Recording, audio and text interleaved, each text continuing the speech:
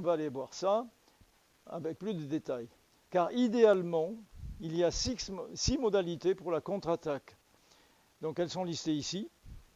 Il n'y en a pas qu'une, il n'y en a pas que deux, il y en a 6. Et il y en a certaines qui sont dangereuses et d'autres qui ne le seront pas.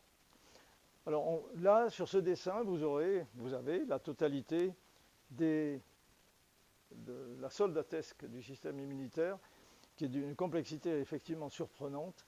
Donc là, vous avez l'arrivée du pathogène, représenté par ces bâtons. Pensez ici le SARS. Bon. Ici, vous avez la première réaction avec les macrophages, les cellules tueuses naturelles dont j'ai déjà parlé, les neutrophiles dont on va beaucoup parler, et les cellules dendritiques, toutes ont un rôle différent. Ce qu'il faut bien savoir, c'est que ça résulte de la production dite hématopoïétique qui se fait par la moelle.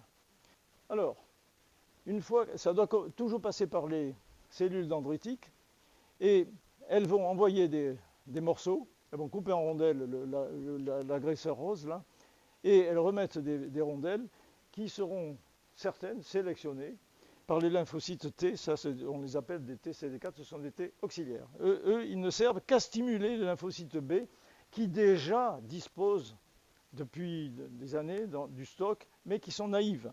Donc il faut les stimuler. Et s'il n'y a pas l'arrivée du lymphocyte T pour les stimuler en disant eh oh, c'est le moment parce que j'en ai trouvé un qui a la même émission électromagnétique, ben les lymphocytes B ne feront rien. Ce qui veut dire que ce que nous avons fait, nous, c'est que nous avons shunté cette phase-là pour attaquer directement là. Et ce que je rêve de faire, c'est de le faire sans l'agresseur, sans le SARS. Bon, à ce moment-là, les lymphocytes T peuvent stimuler des lymphocytes T qui s'appellent CD8, bon, ça fait rien, qui sont tueurs, alors que ceux-là sont auxiliaires. C'est la logistique.